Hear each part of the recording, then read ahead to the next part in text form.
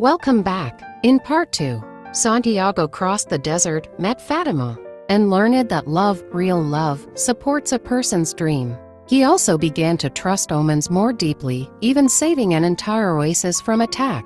Now, in part 3, Santiago's journey becomes more spiritual, more symbolic. He meets someone who will push him to grow beyond his own limits, the Alchemist. The Alchemist is mysterious. He dresses in black, rides a white horse, and carries a falcon on his shoulder. He watches Santiago, tests his awareness, and finally decides to speak. He tells Santiago something deeply unsettling, that it's time to leave the oasis. Time to leave Fatima. Time to keep moving toward the pyramids. Santiago hesitates. He's found love. He's found success. He's found safety. But the Alchemist reminds him, love never keeps a man from pursuing his personal legend. If it does, it's not love. This becomes a major turning point. Santiago realizes that his journey isn't just about finding treasure. It's about becoming the person he was meant to be, and that becoming requires sacrifice. The Alchemist agrees to travel with him across the desert.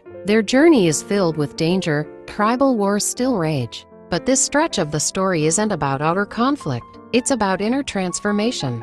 The Alchemist begins to teach Santiago about the soul of the world, a spiritual force that connects everything. He explains that when a person truly desires something, it's because that desire originated in the soul of the universe. Santiago learns that the world is like a mirror. What we carry inside reflects outward. If we have fear, we see fear. If we carry hope, we find it. The Alchemist also introduces the idea of turning lead into gold, not as a literal goal, but as a metaphor. Alchemy is really about purify the self, removing doubt, burning away fear.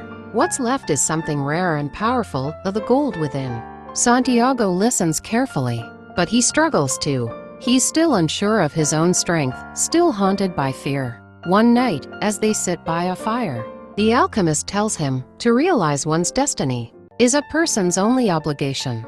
But destiny comes with tests. As they get closer to the pyramids, the two are captured by a warring tribe. It's a terrifying moment, and the leader demands to know who they are. The Alchemist calmly says that Santiago is an alchemist, and that in 3 days, he will prove it by turning himself into the wine. Santiago is shocked. He has no idea how to do this. He pleads with the Alchemist, but the answer is clear. This is a moment of faith. For 3 days, Santiago watches the desert. He listens to the wind. He talks to the sun, the sky, and finally, to his own heart. He begins to feel it, the connection between all things. And on the 3rd day, Santiago does what seemed impossible. He becomes the wind. Or rather, he becomes one with the wind, shifting, flowing, disappearing from view.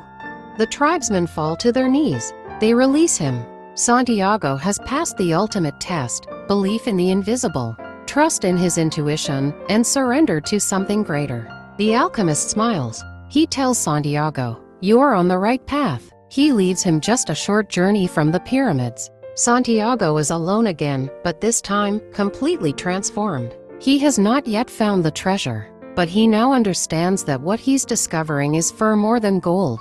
He's learning how to speak the language of the world, the silent language of signs, soul, and surrender. In part 3, Santiago goes from student to master. He doesn't just learn alchemy, he lives it. And in doing so, he becomes someone capable of handling the treasure he seeks. In part 4, Santiago reaches the pyramids. But the greatest lesson is still to come.